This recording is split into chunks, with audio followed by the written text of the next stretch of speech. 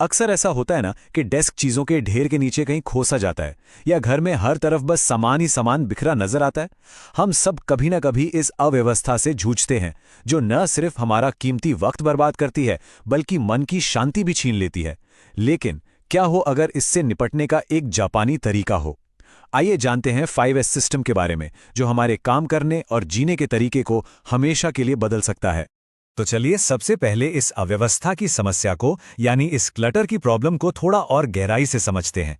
ये सिर्फ एक गंदा कमरा या ऑफिस नहीं है, ये एक ऐसी चुनौती है जो धीरे धीरे हमारी सोचने समझने की शक्ति, हमारी क्रिएटिविटी और यहाँ तक कि हमारी खुशी को भी कम करती जाती है। जरा इस तस्वीर को देखिए, क्या ये हमें अपने ही किसी कोने की याद नहीं दिलाती? जब हम ऐसी जगह पर होते हैं तो जरूरी फाइलें या चाबियां ढूंढने में ही घंटों निकल जाते हैं। ये सिर्फ समय की बर्बादी नहीं है, ये हमारे दिमाग पर एक ना दिखने वाला बोझ डालता है, जो हमें थका हुआ और निराश महसूस कराता है। लेकिन सोचिए, अगर इस चक्कर को हमेशा के लिए तोड़ने का कोई तरीका हो तो? एक ऐसा सिस्टम जो सिर्फ एक बार की सफाई नहीं, बल्कि हमेशा के लिए व्यवस्था बनाए रखने का एक पक्का ढांचा दे। एक ऐसा तरीका जिसे दुनिया की सबसे सफल कंपनियां सालों से अपना रही हैं। और बस यहीं पर एंट्री होती है 5S मेथडोलॉजी की। ये कोई जादुई छड़ी नहीं, बल्कि एक बहुत ही लॉजिकल और पावरफुल सिस्टम है, जो अव्यवस्था की जड़ पर काम करता है और एक टिकाऊ समाधान देता है। 5S की जड़ें हैं जापान में, एक ऐसी संस्कृति जो अपनी सटीकता और कुशलता के लिए जानी जाती है। ये कोई नया नवेला फैशन नहीं है, बल्कि दशकों से टोयोटा जैसी कंपनियां अपनी प्रोडक्शन लाइंस को एकदम स्मूथ रखने के लिए इसका इस्तेमाल कर रही हैं। ये एक जांची परखी तकनीक है। तो आखिर ये 5S है क्या? असल में ये 5 जापानी शब्दों पर आधारित है, और हर शब्द अपने आप में एक शक्तिशाली सिद्धांत है। सेरी यानी छांटना, सेतोन यानी सुव्यवस्था, सेसो यानी चमकाना, सेकेत्सु यानी मानकीकरण, और शित्सुके यानी अनुशासन। ये 5 कदम मिलकर एक जबरदस्त फ्रेमवर्क तैयार करते हैं। तो चलिए अब इन 5 कदमों के सफर पर निकलते हैं। इसे एक ब्लूप्रिंट की तरह समझिए, जो हमें बिखराव से सुलझाव की ओर ले जाएगा। ये जो 5S व्हील है ना, ये इस पूरी प्रक्रिया को बहुत ही खूबसूरती से दिखाता है। ये बताता है कि ये कोई एक बार का काम नहीं है, बल्कि एक लगातार चलने वाला चक्र है। हर कदम दूसरे कदम को मजबूत करता है, जिससे समय के साथ व्यवस्था और भी बेहतर होती जाती है। हमारे इस सफर का पहला पड़ाव है सॉर्ट या सीरी, और ये सबसे जरूरी कदम है, क्योंकि यहीं हम अव्यवस्था की नींव पर पहला वार करते हैं। इसका मतलब बहुत सीधा सा है। अपने काम की जगह पर हर एक चीज को देखिए और खुद से पूछिए, क्या इसकी वाकई में जरूरत है?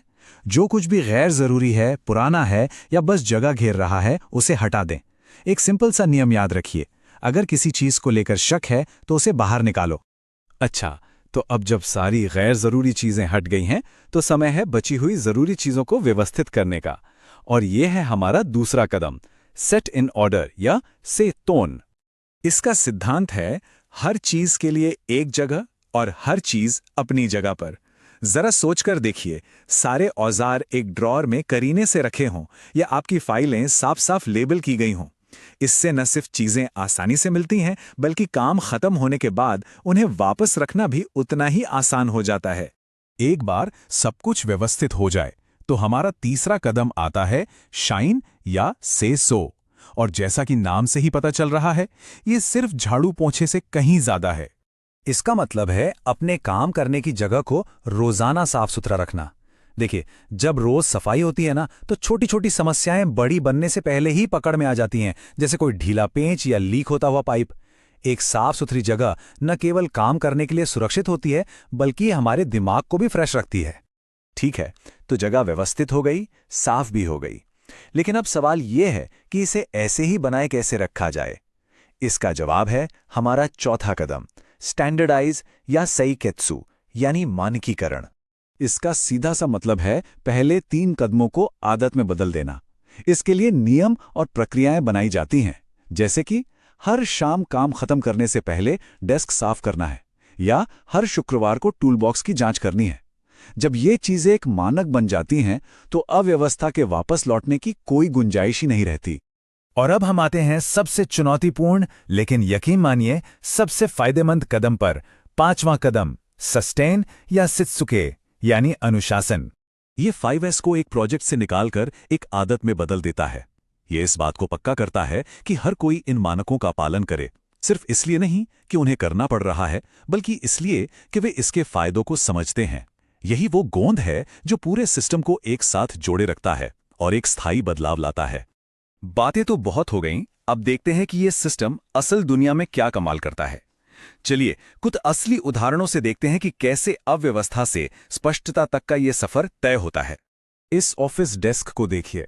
बाईं तरफ की तस्वीर शायद हम में से कई लोगों के लिए जानी पहचानी है ना?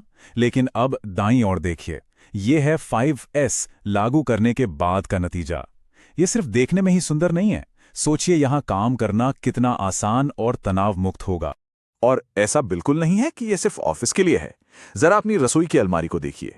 5S के साथ वो मसाला ढूंढना कितना आसान हो सकता है जो अक्सर मिलता ही नहीं। ये सिद्धांत हर जगह लागू होता है, हर उस जगह पर जहां व्यवस्था और शांति की जरूरत है। तो हमने देखा कि 5S कैसे काम करता है, लेकिन असली जादू तब होता है जब ये सिर्फ एक सिस्टम नहीं रहता, बल्कि हमारी सोच का एक हिस्सा बन जाता है, एक माइंडसेट। असली चुनौती इसे एक आदत बनाने की है। जैसा कि ये कोट कहता है, अंतिम कदम सस्टेन सिर्फ एक कदम नहीं है, यह वो प्रतिबद्धता है जो पूरे सिस्टम को जिंदा रखती है।